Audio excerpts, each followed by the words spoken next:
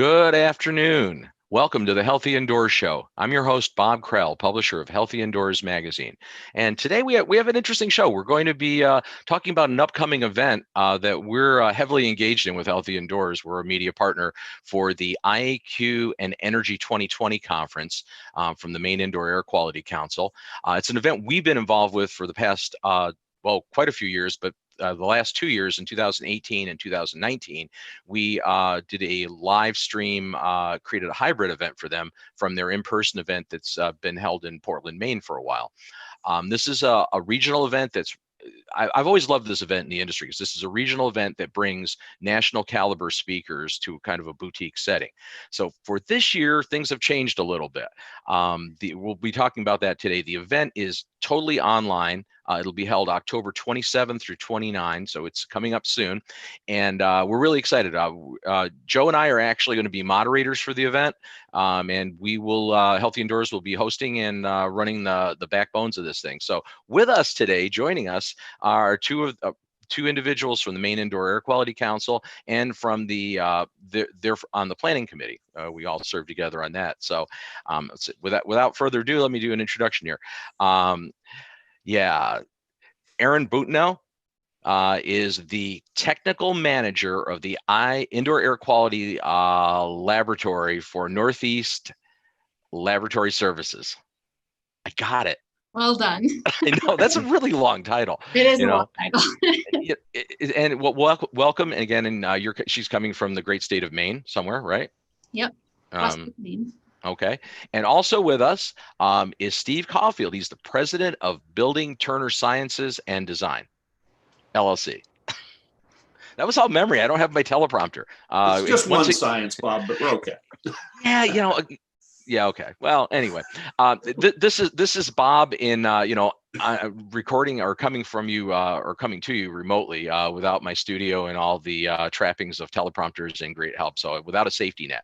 And in the co-pilot seat, as usual, is the healthy building scientist from Hayward Score, the ever-present, always controversial and probing. Yeah, that doesn't sound right. Joe Medosh. Get your prompter. Get your I know, prompter right? It's like, don't let me go without a prompter. The stuff that comes out of my mouth is awful. So this is cool. We're less than 2 weeks out from the event. In fact, I looked at the website has a countdown ticker, which scares the living bejesus out of me because, it's now down under 12 days, which I find horrifying and exciting at the same time. Yeah. So we're excited, right? Are you guys excited for the event? Yes, but every day I wake up and I say, okay, how many things do I have to do before the conference comes? And, yesterday it was 4 and today it's 6. And, it just, there are many things that need to be put in place personally, because I'm on the planning committee. I'm doing a pre-recorded session. I'm doing a live session. I'm also moderating. And I don't know, I've got, and I'm an exhibitor. So I have to get all those balls in place in less than 2 weeks. Listen, I get it. Aaron, you're in a similar situation, right? It's not like we don't have jobs too on the side. Yeah, it's a lot of work, but thankfully I think it's going to be really fun this year. And I've been utilizing it to talk to other people about the event, and everyone's just excited about it. So I think it's like those nerve jitters that's been going on lately for me, and just being really excited to see it all come together. But like Stu's saying, it's coming down to the wire, so it's getting more nerves, but excitement too. So, I mean, this, it's a different incarnation being a totally online live streamed event. But we've been live streaming for 2 years, 2 previous sessions. So we've had people from all over the country and literally virtually all of the world attend the 2018 and 2019 event. But that was different because we were all in one venue. The presenters were coming to the stages. We were there with camera streaming from there. So it was really a normal event with just a TV crew streaming it. This is a format like many other events have adopted, right? Totally online. We're all coming from different places like we're doing today.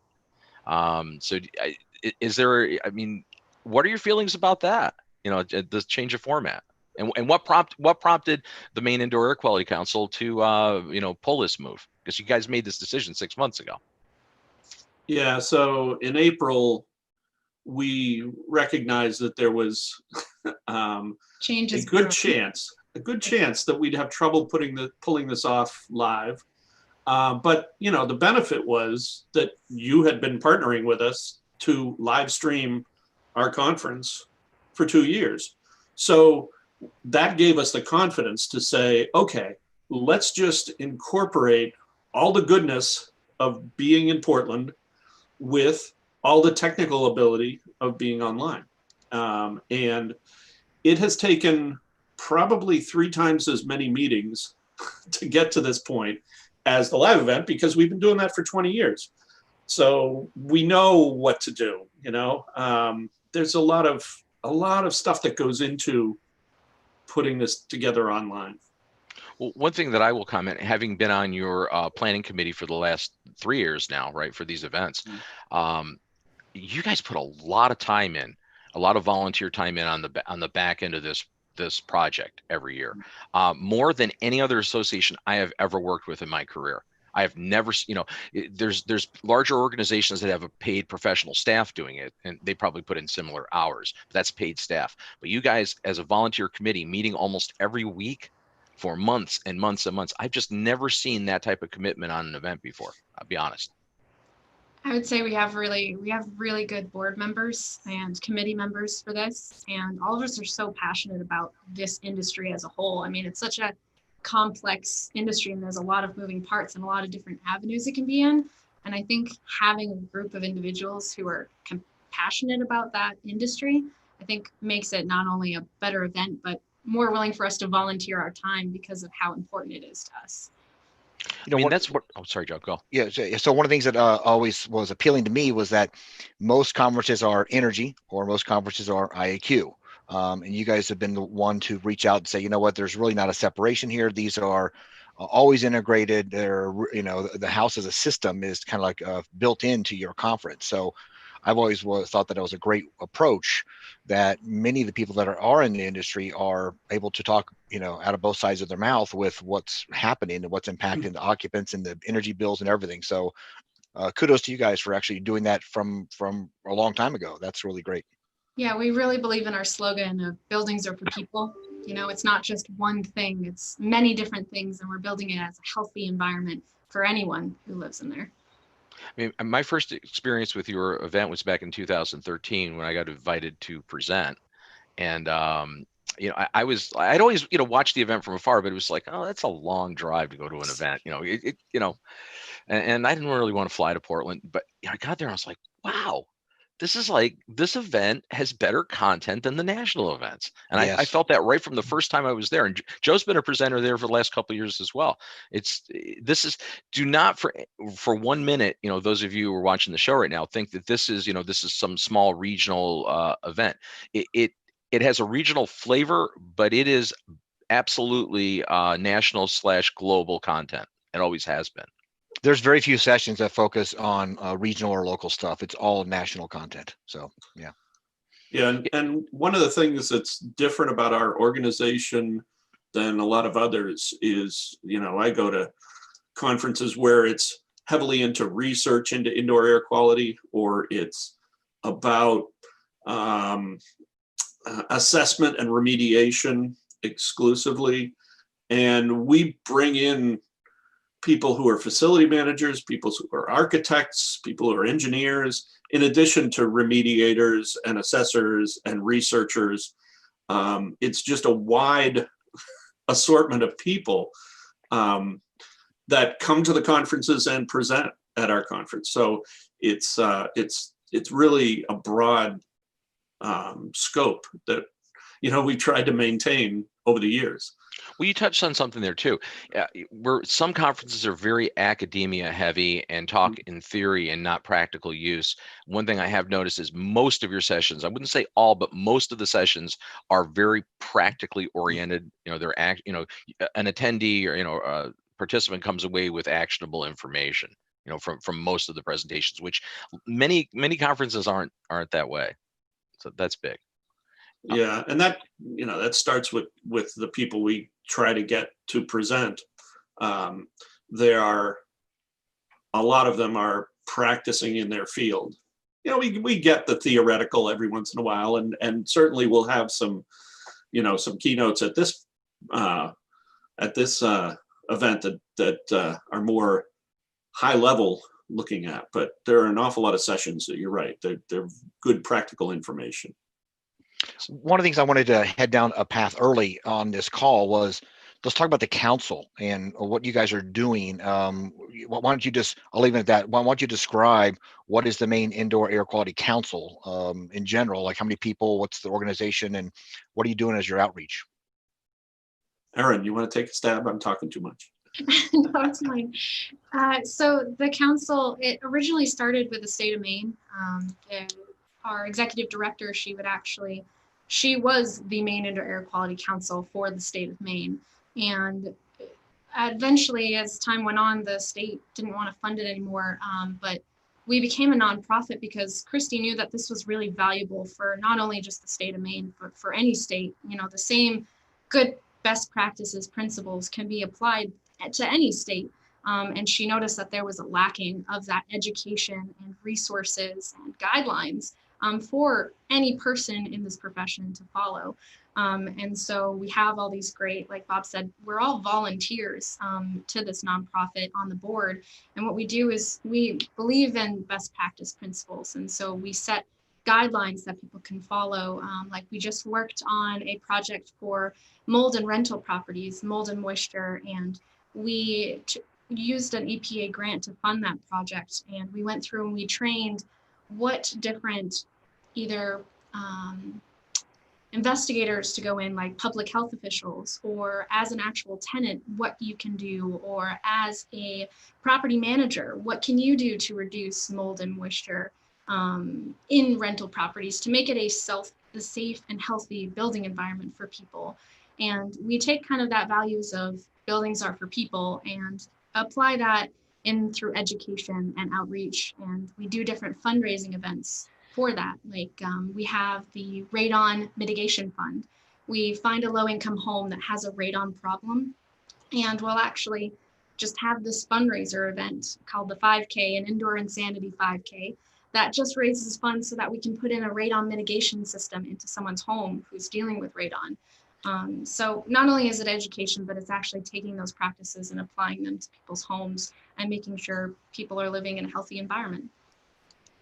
I think it's huge, you know, again, what you guys do with limited resources, because you really do have limited resources, and you seem to really make an impact with it. And again, you know, I just back to the, you know, the events, and it's been branded IAQ and Energy since 2018. It was always it had several different names, right? It's had different names over the years. Yeah, I mean, it was just the annual conference for years. It was the Indoor Air Quality Conference, but yeah, we sort of together, Bob, branded it. But that was, you know, that came out of a lot of the work that we were doing. We used to have a seminar at one point in the year that was just energy efficiency and indoor air quality, that was focused mostly on energy efficiency and how it impacted indoor air quality. And then we would have an indoor air quality conference that was separate. And we said, well, you know, what are we doing? Why don't we put this all together and just have one bigger show, basically. There it is. That's the website. You can actually, you know, again, access the program, the information about the event at IAQandenergy.com, and then the word "and" is spelled out, so it's IAQandenergy.com. You are able to access information about the event. You're also able to sign up and register. And what's really cool about this, unlike a lot of events, in-person events that you know would have to maybe plan well in advance, right? You have to travel somewhere, get an airline ticket, get a hotel room. That's challenging sometimes, right? You know, you can't just spur of the moment say I'm going to go across the country. Well, yeah, was challenging financially too, and now it's especially challenging because you have to wear a mask on your face and you risk getting COVID-19 by going to an event. That's not a good thing. To me, I know even your event's great, but like I really am not going to risk my life to be at your event. It's just Sorry, it's just, or anyone else's event for that matter. But what's cool about this is you literally could sign up. The event starts at 11 a.m. on the 27th Eastern time, and you could sign up at 10:59 and actually attend the event. Not saying don't wait till the end. You'll scare everybody, You see, the bean counters are looking at the numbers, If they see like 1,000 signups in the last second. Well, Bob, the same thing could be said for attendees. You don't have to pay for the expense. The same thing is for any of our exhibitors and presenters. That's why you see that our live stream sessions are from people all over the globe, not even just the United States. You're getting the best exhibitor because it doesn't cost the company to have that person from one branch to come and meet with this other person and branch and fly together. It's just not what a virtual event is able to do. And we've told all of our exhibitors, take advantage of it being virtual. Get your best of your best from whatever branch and make them come together and give the best amount of demos, the best amount of information to the exhibitors or the attendees. And attendees can do the same. Well, that's an important point to note too with the virtual exhibit hall. So yes, it's similar to other events in that there is a landing page for, first of all, there's a exhibit hall floor plan that has all the booths listed there with the logos, and when you click on a booth, you end up on a page for that exhibitor. But then it gets a step further, and it's a big step further. All the exhibitors, or many of the exhibitors, will have a live Zoom meeting during the event hours on the 27th through the 29th this month, where you can actually drop into a meeting just like you're watching here, and you can directly interact with their representatives, which is really huge. So, forward-thinking exhibitors are going to be doing, like you mentioned, Aaron, live product demonstrations. It's a lot of opportunity for interaction and demonstrations that way. In some ways, actually more than you would have at an in-person event, because you really have no limitations, right? As an exhibitor, you could have representatives from all over the world hosting your booth and not having to travel to the venue to do that. That's true. But there's a stigma, right? Steve, you're also an exhibitor. And I think a lot of exhibitors, I see this, as a producer of these events, and having been an exhibitor for years, right, at conferences all over the country, that exhibitors are reluctant because they think, oh, we can't get the engagement. We can't get engagement. What do you say to that? Well, I mean, in addition to the live Zoom room, which you can talk face to face, there are a number of ways through our vendor booths that you can engage with people who are there. Just like in a normal conference, where they just come by your booth and want to pick up information. There's a place on their page where they will have information on their various products or services. There's also what we call the virtual fishbowl, where they can drop off their contact information in exchange for a chance to perhaps win some wonderful prize. And Erin was telling me what she's got going for the last day. I won't say anything but lobster. I think you just said something, but okay. And there's the ability to have live updates of social media feeds from the vendors right there on the page. So it appeals to both the people who have direct questions, want to go in there and talk to somebody, find out more about the products, but also the casual, person walking by who just wants to pick up some information, learn something. All the contact info will be there. Yeah, and they can also grab literature. A lot of the exhibitors will actually have PDF downloads. And again, if you want to be more passive, like you mentioned, Steve, there's a contact form, that you can just click and send an email, an auto email sender. Which if you don't want to go into a room as an attendee, you don't have to. You can reach out to the exhibitors that way, just conventionally. Right, and I guess I forgot about part that you put in, which was that they can schedule a meeting for later. A time that if they want to have a one-on-one discussion, they don't want to go into a room where there might be, 5 or 6 other people talking. You can set up those meetings straight from the vendor page. Yeah, it's for Zoom meetings. Yep, right. There's all of the deluxe booths in this event have that ability to automatically schedule or have an attendee hit a button and automatically schedule a one-on-one Zoom meeting on the exhibitor's calendar, which is really cool. So yeah, and that can be forward. The other thing we should mention is that the trade show will stay open for a year. It won't, I assume most vendors won't have an active Zoom meeting going on all the time, but the actual content and the ability to reach out and still, schedule and interact with them will still be there. So that's neat. This is not just going to disappear.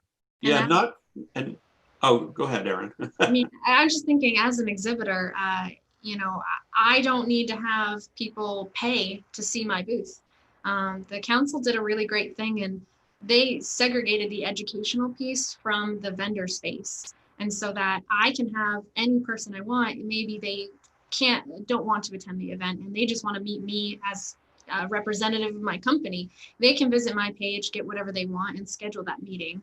And it's not like the council set idly to not get people to join that meeting. They have fun side events like a scavenger hunt where they can only sign up by coming to see my booth. Like, the council is actively thinking of how to get people to come into your Zoom room and feel comfortable. I think that's really valuable as an exhibitor.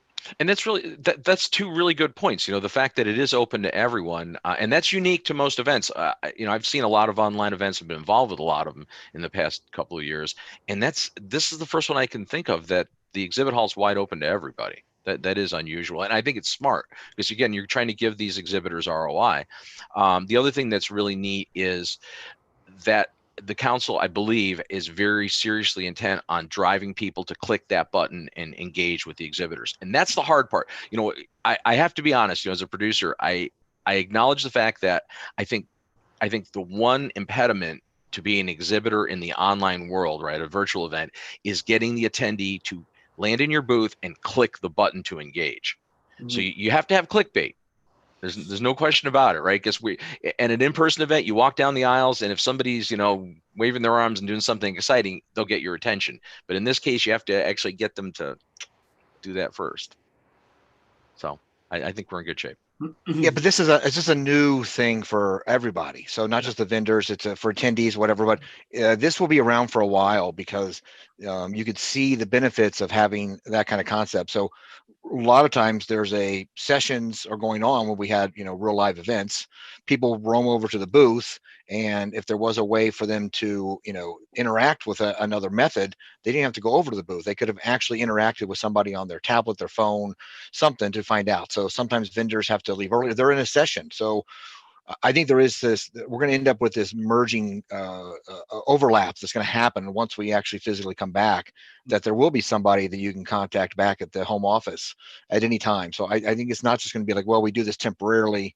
I think when we finally come back, you're going to be this unique hybrid approach to a variety of this online access and online vendors. And I could see a kiosk kind of a booth where there's somebody like me, at the booth saying, "Hey, how's it going?" Because I could see who's in front of it and see, do you have any questions? And do a lot of interactive things right there at a booth. And I physically wasn't even there. So I think there are some things that are going to come our way that we couldn't even imagine yet. Technology is just begun with what we can do remote and virtual. Mm-hmm. And we haven't really fathomed the uniqueness of this. Well, there's got to be more. The thing is, I agree with you, Joe. I totally concur, because I think there was reluctance on the part of many exhibitors and attendees and even organizations to do virtual events prior to the pandemic, right? Mm-hmm. I mean, I think IAQ and Energy was very forward thinking in doing that. AIHCE has live streamed parts of their event for 5 years. So they're the other one in this similar space that has done some online streaming before. I mean, ASHRAE's done a little bit, but nobody's ever really taken it to this level prior to the pandemic that I've seen. But I think what you're going to see post-pandemic, when the in-person events happen, is people are going to start a section of the population, the attendee population of the industries, will be comfortable doing online events. They'll like the convenience of it. They'll have the opportunity to send more employees, like, to fly somebody to an event, pay for their hotel, pay for their meals, pay for their wages, and pay for their registration is a big burden on a company. Mm-hmm. Right? You're not going to send, a small company is not going to send 5 people. They can't afford to. But the principal of the company could go to the in-person event and have their attendees, register for the online portion and still get CEUs and do all that. Mhm. So I think this is here to stay. And I think you could either argue that, oh, this is terrible as an exhibitor, I don't want to do this. That's the same argument that people made with film cameras when digitals first came out 18 years ago. Oh, it's never going to replace film. Yeah, okay. Yellow pages too. How many of you have yellow page ads right now? So let's move to two other things. So you talked about having the vendors up for a long time, but also the recorded and the live sessions, which will be recorded, will also be accessible. So that's one thing I found recently that I'm like, we don't already have time. We could have gone to the conference and spent time there, but we find out when we're home, we're like, I really just can't sit here for 3 days.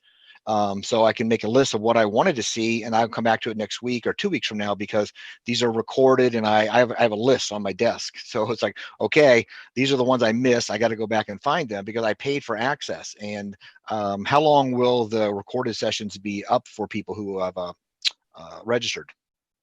The CEUs I know are at least eligible through the fall of next year. So full Great. year to have your CEUs. Yeah, so the plan is to have it up until we host another event. And there's a lot of good that comes out of that. If you think about, okay, so we're going to have, I don't know, 40 some program sessions, several of them pre-recorded and 20 some live on 2 streams going at the same time. There's no way you can possibly see it all in 3 days. And this is typical of any conference you go to. You miss half the event because you have to be sitting in one room or the other, right? Or more. I mean, multi-stream events, Yeah. you miss, usually 3/4 or more of the event. Yeah, I mean, you go to the AIHCE and you miss, Most of it. yeah, you're lucky if you see 10%. So I'm not saying that people are going to sit there for 40 hours and watch everything, but the ability to cherry pick, I mean, if you want to see something live, there's 2 programs going on simultaneously all throughout the conference. But if neither of those is interesting you, you've blocked out the time for the conference, you pick up one of the pre-recorded sessions, you watch that during the hour when you would have been watching the live stream. Or if you're watching one of the live streams and the other live stream is something you also wanted to see, you can come to it later that day, later that week, next month, whatever. It's a lot of, it's a lot of content that's going to be available in pretty much the same form going forward. So, I think that's a big benefit compared to, proceedings of some conference that are in a book, right? And it's really good content. And the one thing I really have to stress, and eventually you guys are going to raise your prices based on me pounding this at you all the time, is you are well underpriced in the marketplace with this event. You always have been. I was always astonished. I mean, this thing, the retail still on it is what, $299 right now? I mean, it's going back up to I think it's going to $349. But still, I mean, come on.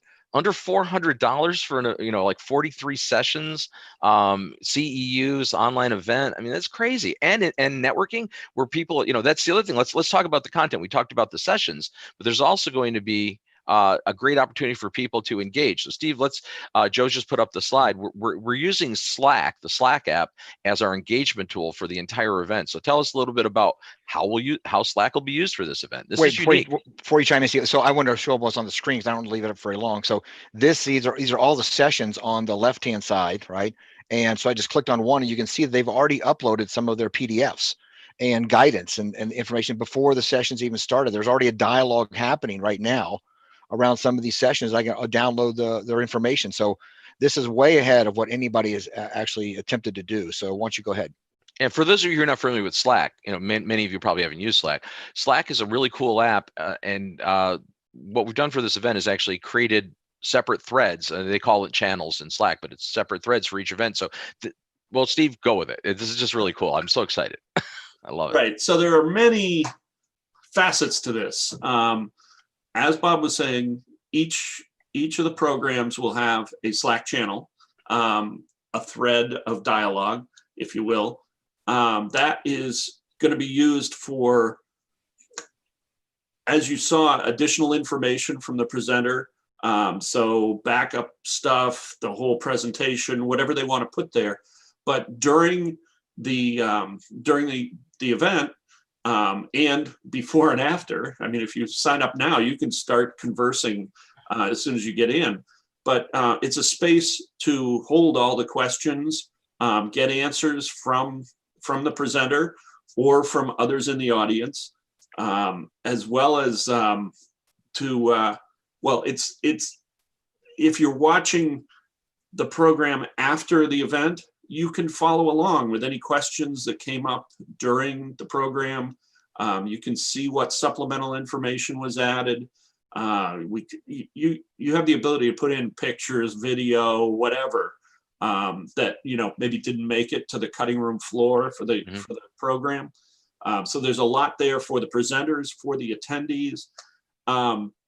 But beyond that, it allows us as the conference committee to communicate with all the attendees, because there are some channels on there that are just there for, intercommunication. We're coming up on a break, so everybody go visit the vendors, things like that. But in addition, at the bottom of all the channels are, you can find anybody else who is at the event. So you can search for a name. Let's say, I wanted to know if Don Weeks was coming to this event, right? I can just search for Don and I find him, and then I can start chatting with him through a direct message. I can do a video call with him through the Slack app. There are a lot of ways to communicate. I can say, hey, let's go over and visit Erin's booth. She's got some cool information about mold analysis. It's a way that you can find people that is often missing from live events. I find it difficult. Yeah, in-person events don't even have that type of engagement. Go to the You're right, registration table and say, is this person here? And and they're like, I don't know. I don't see their name tag, but that doesn't mean they're here. But through Slack, you could actually find other people who are at the event and communicate. So this is our way to allow all those sidebar conversations, and those can go on. You can talk to other people while you're watching something, and say, Can you believe that's not the way it works. Well, I mean, what's really neat too is that it's going to be our function for the Q&A for the live stream sessions. Right. And what's neat is it actually starts before the session. It runs through the session. So during the session, the presenters will actually funnel them questions from the Slack channel on their session. And then you can still ask them questions afterwards, and you can engage with the presenters. And we're hoping to keep this dialogue going for, up to a year, as long as these videos are up. Actually, having that, it's a thread that doesn't go away. If you were at a normal online event, as soon as the session ends, the Q&A is gone, the chat's gone, and you lost it unless you screen captured it. It's gone. This is here for the duration of the event, which is huge. But I think you need to also mention that it's not just for attendee to attendee or attendee to presenter. It's also the exhibitors and sponsors have ability to use this and engaging with attendees. Mm-hmm. Right. And thinking of when it was actually an in-person event, waiting to talk to the presenter when you're trying to run to the next session or something like that. And there's a line of people who just want to tell them their whole life story. I just want to ask my question, get out. Thankfully with Slack, I mean, it's much more comfortable, and you can talk to other people who are in the industry and interested in this topic and be like, hey, okay, what did you think about what they said about this? Or, I just had this quick question. Or here's my whole life story. You can post it in that session and start a conversation and it's much more comfortable, I would say. Well, on that point, Erin, as a presenter, I can see what I actually forgot to include there, or I can see people's feedback. Like right now, live, we don't have to wait to the end for, I have 3 minutes for questions, and it gets kind of distracted because, again, somebody has to explain why they're asking their question. But during the session, as I present, I look over and see some of these comments, and it's very enlightening as to how you're doing and what kind of stuff you need to add, and you can add it right then and there, as opposed to waiting to the end to try to go back to it. So I find it to be a great way of reading everybody's mind. If everybody had ability to show what they were thinking while I was presenting live, that'd be awesome. And this does that. Yeah. Yeah, and that's a big problem, not a problem, but a big limitation that I find as a presenter. Joe, I think you're similar too. When we present, we feed off the audience. We're those type of presenters. I mean, I would classify myself as more of an entertainer than a technical presenter, but the reality is, for me, it's like really paramount to get feedback, or otherwise, if I'm just speaking to a camera and getting no feedback, you can't hear the drum rolls and the laughs. It's like Or the silence. or the silence. Yeah, the shunning. You just feel like you're being shunned the entire time. Usually, I have to say something inappropriate to get shunned. But the point is that for the online presenters, again, having a live channel, not just a Q&A, but a live channel is actually good. You can feel the pulse of the audience, and you'll be able to, polling questions can be fired off in there. So in real time, presenters can utilize polling capabilities to ask questions going, how many of you think this, and boom, like in a few seconds, you'll have a response from the attendee or the attendees, which is huge because that's the one component when you're presenting one directional, that's webinars suck. I'm sorry. I can't stand those things, we're taking it a level beyond that. But look at, okay, so there's the before and the during, but after. All right, so this takes, the standard webinar up several notches, because now you are, after the fact, the week after, you say, okay, I'm going to watch this. You watch a presentation, you look through the questions and you say, he didn't hit this. I want to ask this question, right? That Slack channel's still open. You can put that question in there. I don't pretend to think that all the presenters are going to be watching Slack all the time, but we at the council will be watching this even after the event, and we'll be pulling out those questions, forwarding them on to the speakers, and having them respond back either to us or through Slack. It'd be easier if they just did it in Slack, but we'll get those answers even after the fact. So it's not like a dry webinar where oh, I'm going to sit there and watch this thing and I can't get any questions answered because it already happened. It's just a recording, right?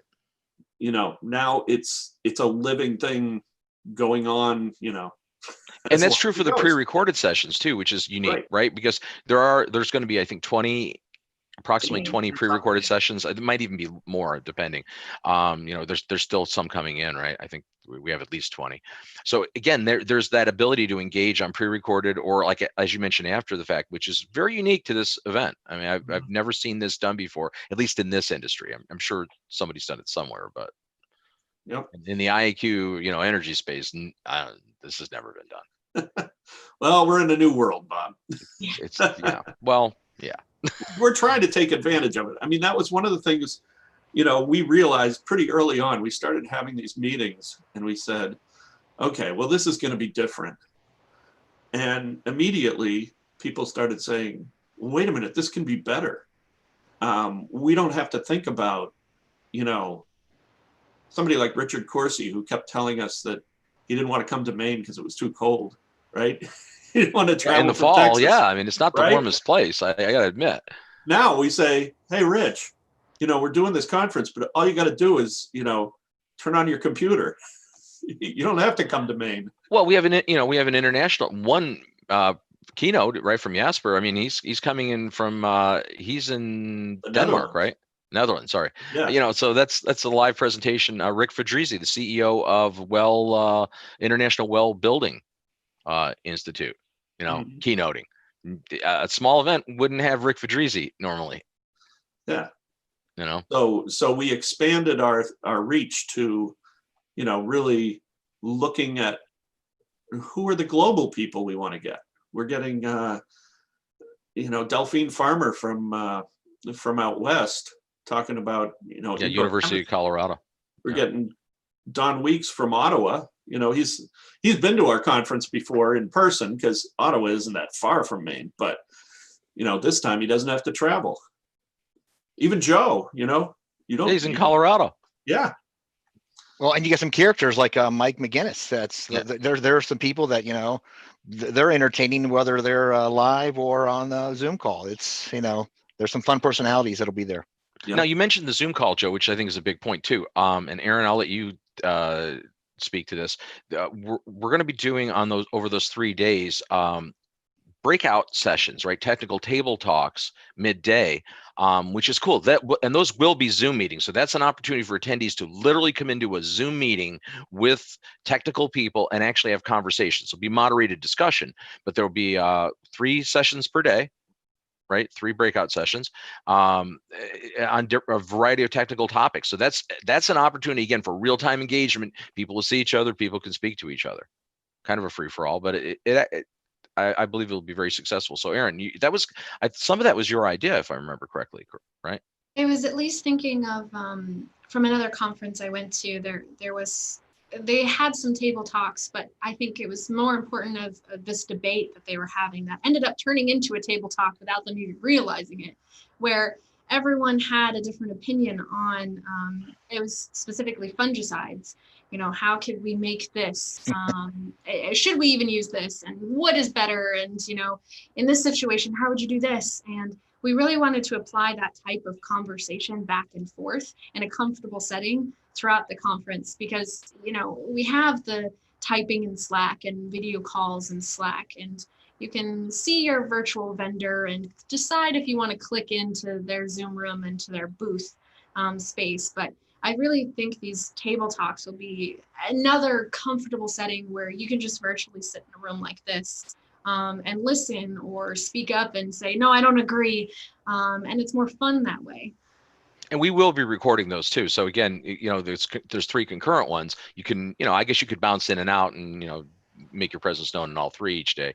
But you also have the opportunity to watch recordings of them after the fact, which is important. Mm-hmm. My findings have, I believe that people are a little more brave, or their guard goes down when they're like this versus sitting live in front of some of these people that can sometimes feel intimidating, or, you know, they're the experts, and suddenly there's something about Zoom or the ability to be like, you know, I wanted to ask you this question, and this kind of feels like a safe environment for a lot of people. I've seen a lot of people that are, you know, doing those types of chats, and suddenly they're much more engaging than they may be actually at a live session. So I think that it can bring out more opportunities for people to have connected with people they really may not have gone over and chatted with or want to be a part of. So it's an equalizer, I think, Joe. I mean, you've mentioned this before, because we've been obviously doing live streaming stuff a lot for the last 6 months, and at events, you know, we've co-presented at events. Yeah, it's like, it is intimidating. And I think those of us who are all presenters in the industry, you know, and travel around the US typically at events, we're very comfortable with walking up to people at the bar after the thing and having the conversation. But if you're a newbie in the industry and you don't know, you know, all of us who were purported whatever, you know, whatever we are, I don't know, you know, the poobahs of the industry, it is intimidating to walk up to somebody, you know, at a bar, especially if it's a group of 20 people, you feel uncomfortable. But here, you know, not so much. We're all equal. We all have the same amount of box space. Right. Nobody is standing on a stage looking down at you, answering questions behind a podium. Right. You know, we're all the same size. Well, Joe always has his head bigger because he's always close to his camera. But, you know, I mean, you know, we can compete on seeing who has the bigger head up close. But well, Bob, you won. You won. It's I do it's have not a the pumpkin size. It's the ego that's behind it. So, ooh, ouch. but You're a shining light, Joe. Provocateur, right? Yeah. Okay. That's my glare on my head. I know. I was going there. I'm such a I beat you to person. it. You know, the best thing you do is beat somebody to That's that really insult. the best way to disarm somebody. Yeah, that's right. Yeah. Shoot yourself with their gun. Yeah. All right. Joe, I'm going to let you take the next question because I've totally lost my train of thought. What will you be doing during the event, Steve and Erin? What's your role? Because I know you, Steve, you talked about a bunch of stuff. Oh, and by the way, I'll give you guys some feedback real quick. So I went to look somebody up on Slack, and I found them, but it didn't connect me with their sessions. So if there's a way to do that, I highly encourage you to come back to, when I look somebody up, I want to see what they're doing as part of the role there. So that was something I thought would be there. So maybe you can still add, but right now that's not part of the. When you click onto their picture of their icon, when people make their account, they'll be able to set their profile to say what their job title is or title is in the event, kind of whatever they want to put in there. So like, say if you look at me or Steve, when you click on our icon, it'll say committee member. for the council or Well, board actually, members. yours says IAQ lab manager and MIAQC board member. There you go. Yeah. So you can at least look that way to see what person's role is. Yeah, I look up Steve, and Steve, you have sessions, and I didn't see your sessions, so that's what I was Right. surprised I don't about. think I put that in there. So that's a good catch. Yeah, that is a good tip. Yeah, and again, this is, I'm going to say that this is version 2.0 is what this Yeah. is of a hybrid event, right? This is or an online event. We're not at the final incarnation, so we're utilizing some new tools. And there's a learning curve here. So we're actually, feedback is good. In hearing from people and how we can, make these things even a little better. And we can, this is a dynamic thing. We can make adjustments. One of the things that'll be interesting is to get the attendees to actually embrace and create their Slack account. And we're going to encourage that, obviously, but we can't force you. You're going to have to do it. It's don't fight the future in technology. Embrace it. Because it's going to happen anyway. I usually would have a dinosaur slide here now with a skeleton of a T-Rex, but it's the truth. It's like you can sit there and go, I don't like this online stuff. I don't want to do this. Well, guess what? This is going to be the world. The world is doing this. So you either embrace it or, you're with the wooden wheel cart, with the mule pulling stuff, trying to sell your goods at the market. Yeah, this is the stuff.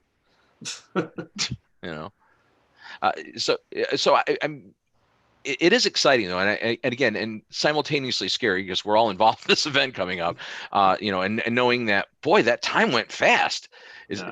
Right? We still have some loose ends, no doubt. But we're leaving behind Joe's ultimate question. Once he asked the secondary question, I started going into my profile and starting to change it. But I got to stay here. So what am I doing at the conference? So I'm on the organizing committee, which means I have a lot of hats to wear. One of the things, I got to be a presenter, but I'll be manning a booth as an exhibitor during some of the sessions. I'll be sort of, what do we call it, backstage, Bob, moderating the Slack channel. I guess moderating, because Joe and I are serving the host role, right. So we'll be like the on-camera moderators, but there'll be back moderators for, actually watching the Slack channel, right? And so we have what, about a dozen board members, Aaron, about half of whom are members of the organizing committee for this, and we all have different expertise. So what we will plan to do is sit in as moderator on sessions where we have some expertise, so that we can be behind the scenes answering simple questions, acronyms that come up. What is NADCA, right? If the presenter doesn't say that, we could say, National Air Duct Cleaners Association, whatever. Looking that up online, trying to get rid of that, the low level stuff, and then promoting the questions that need to go up to the presenter themselves to answer, heavy technical questions. We're going to funnel them through Joe or Bob, and get them, actually push to the presenter real time, right? That's the plan. You and Christy were going over that. Yeah. And there's still, admittedly, there's a lot of moving parts here. Yep. And what's interesting is there's no platform available that we've found that can do all the things we needed it to do. Yeah. So this is a hybrid event in the most simplest of senses, is that we're using a lot of different technologies, a lot of different platforms, a lot of different websites, and we're putting it all together into this like super robust conglomerate, aggregated. It's an aggregate. I'm talking from the technology standpoint. This is an aggregated event. What we're doing here, we're giving you some really robust engagement and interaction tools by putting a lot of tools together.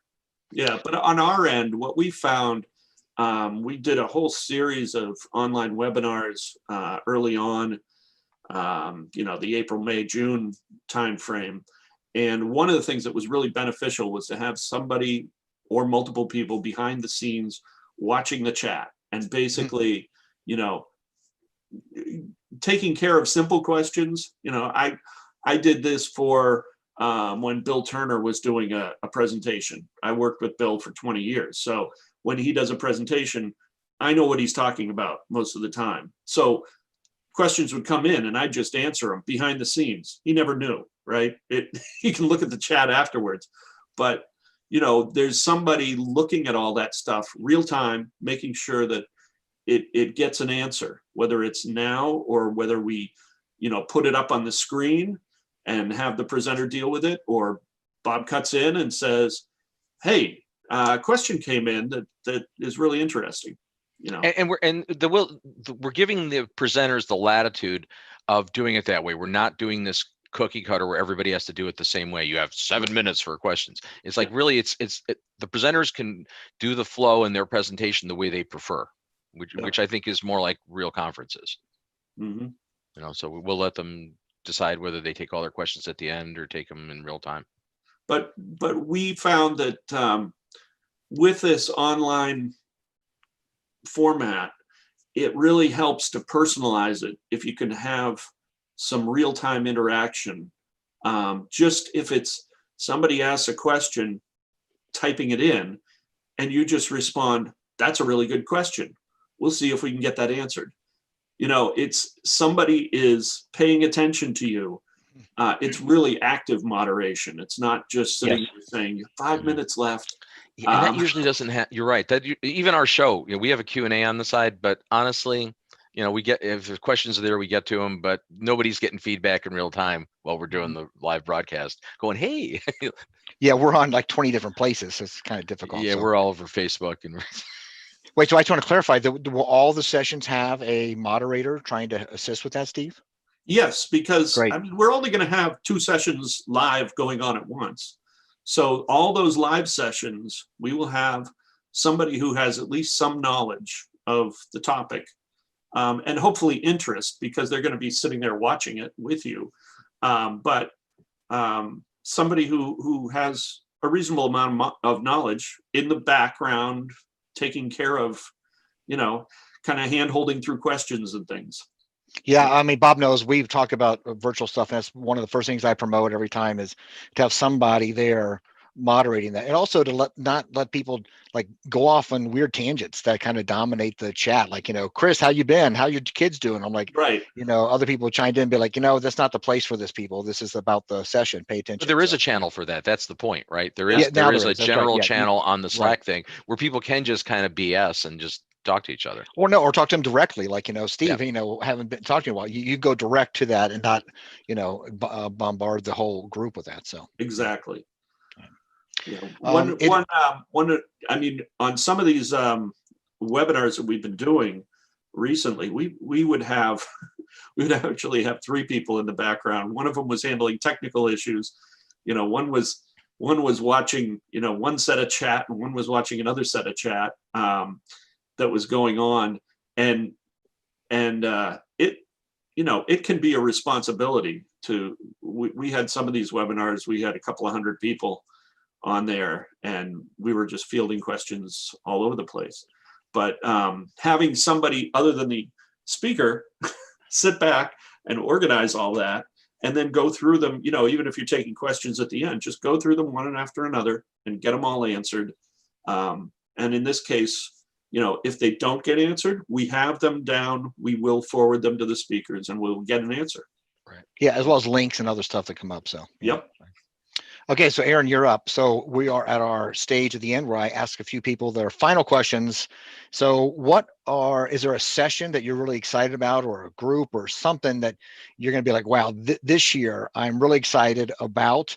It could be a person, a session, or something you guys are doing with one of your community groups or something. So I would say I'm pretty biased and I really like mold. Really biased. So just ask Steve. I'm super biased. Anything about mold, I'm super into. I'm very much interested in, like I was talking about before, that there was a debate that I saw that was really passionate about fungicides. And I actually reached out to the person who was moderating that panel debate and asked them if they would be willing to do it for our event. And they were. And I'm really excited to see somebody debate pro and against the use of fungicides in remediation for molds. And it's just a fun topic with fun presenters. And I'm just excited for the interaction that's going to happen with that. So, And you can really use the looking- name. It's Ian Cull. Ian Cull's going to be hosting that panel.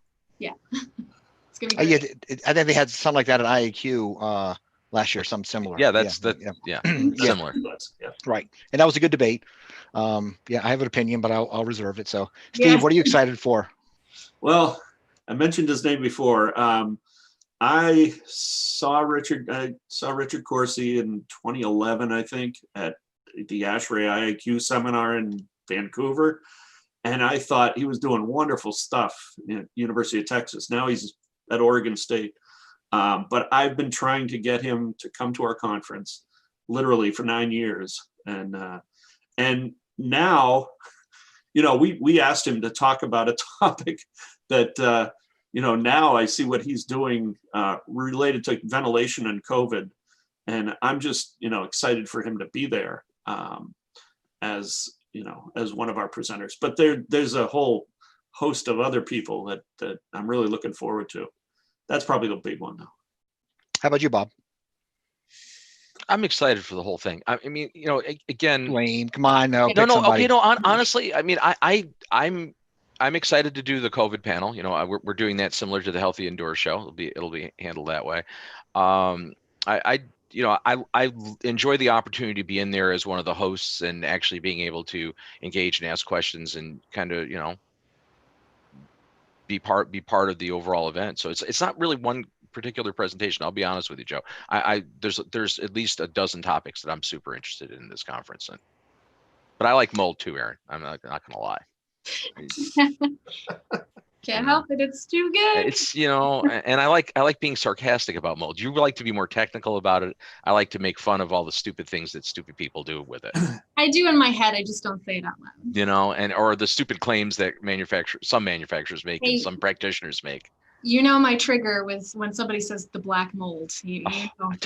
Deadly toxic black mold makes me want to. I just as a quick aside, I actually at a conference, somebody said that, and I said, if you actually do that in your marketing, I think you should go to the Hudson River, because this was down in the Hudson Valley, get on a bridge and jump in. Seriously, if you're going to do that in your marketing. And I said, I probably should drink less coffee before I present. Well, all of you, I don't think you should use the word it's a moisture issue. You have a moisture issue. You have a moisture problem. Let's help you with your moisture problem, because you can talk to a lot of people about your moisture problem, but not necessarily about mold. So that's my 2 cents. So is that all you have, Joe? How about Nope. you? I want to redirect the question. Yeah, right. Yeah. Good. Thanks for that. So no, I'm excited. I presented similar stuff in the past about the sessions about materials and chemicals, and which does lead into ventilation and better material selection. So we have several people, including Dr. Corsi, doing some of those things about that. So those things that I'm actually into is where are we going to go with the next level of the things that we're exposed to. We can talk about zero net stuff, but let's talk about what's in that home that's zero net. So that's what I'm excited about. Yeah. And Bob, with all the work it took to get Rick Fedrizzi to come, isn't that exciting a little bit? No, I'm very excited that Rick's going to be there, because I've had the opportunity to see him present numerous times over the years, and this is the ironic part. Same thing. Rick lives in Syracuse still. We actually used to live only 2 streets apart. I won't say where, but in a suburb of Syracuse. So, so it was like, I really would just love to get him at one of these events, and lo and behold, through the virtue, the abilities of online, he's going to be here. So that'll be exciting. He's a very, very good presenter. It'll be excellent. Looking forward to his session. So is Jasper, by the way. Yeah. I've also, saw him present in keynote before, and he'll be talking about Energy Sprong, which is a really neat concept for doing net zero retrofits. It's amazing, and it's happening. So with that, I guess we're at that time, right? We we're are. Yeah. Okay. Well, Joe, tell us about Hayward Score while you're here. Let's promote. So Hayward Score is a free online tool that anybody can go and do an assessment about your house, and haywardscore.com is the resource there. And there are amazing things we have as resources directly to help you with your home or improve your home, make your environment healthier for you and your family. So again, haywardscore.com. It's a free assessment that helps you determine if your home is impacting your health or actually keeping you healthy where you live. So there you go. And I'll do my shameless plug for Healthy Indoors. So here you are watching the Healthy Indoors show now, which is a weekly broadcast, or mostly a weekly broadcast, not always every week. But we are an online free resource. So healthyindoors.com is our repository / mothership. You can get access to Healthy Indoors magazine, which we've been publishing since 2013. It is a free monthly digital. Now we have a USA edition. We're branded at that. Soon to be releasing our quarterly global edition as well. Stay tuned for that. Healthy Indoors show. All of our back recordings are there. It's absolutely available. You can watch it live, and we have a podcast. If you can't bear to look at the gleam off of Joe's head, you certainly can listen to his golden voice. Funny. I know. Nice. And of course, the reason the topic of the show, right? The IAQ and Energy 2020 event coming up in a few weeks, coming up very quickly. Actually, Joe, can you go to the IAQ and Energy site and pull up the ticker if you can get to that page? I don't know if I can bear looking at it. And that's the countdown. Or actually, you'd have to hit the registration page because that's where the countdown ticker is. Never mind. That's okay. It's there. There's a clock going. So this event, again, 27th, 28th, and 29th of October. It's running all 3 days. You can see 23 live stream sessions, an additional 20 plus recorded sessions. You can earn CEUs for your various certifications and licenses. I mean, it's just got all kinds of great stuff, and you can get to all of that at that URL at the top, IAQandenergy.com. You can register there. Remember, no travel required. Everything gets delivered right to your computer or mobile device. You get full access for a year. And it's crazy inexpensive, guys.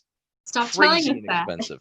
How can you? But it's the truth. You're the best priced event in the industry globally. Lots of volunteer effort, let me tell you. I mean, and it's, if you're an exhibitor that's sitting on the fence thinking you might want to exhibit, it's also a fairly inexpensive place to exhibit. It's funny how that pricing carries on to the exhibit and sponsorship fees too. Mm-hmm. So it's a great, it's a great opportunity. I'm saying that not because I'm part of it, because I became part of it because I looked at it from the outside and was amazed. That's how I got involved. Just because kudos to you guys for what you've been doing. It's just a fantastic event. Sorry that the executive director of the Maine Indoor Air Quality Council, Christy Crocker, was unable to attend today. I would have loved to have her golden face here and be able to pick on her too. But you'll have plenty of opportunity for that in about 11 plus days. Stop. Is there? We're all good. We're all good. Look, Last follow up. Is it cheaper to register now, or if somebody waited another week, does the price go up? No. We No, already okay. had our early bird special rate go. Okay.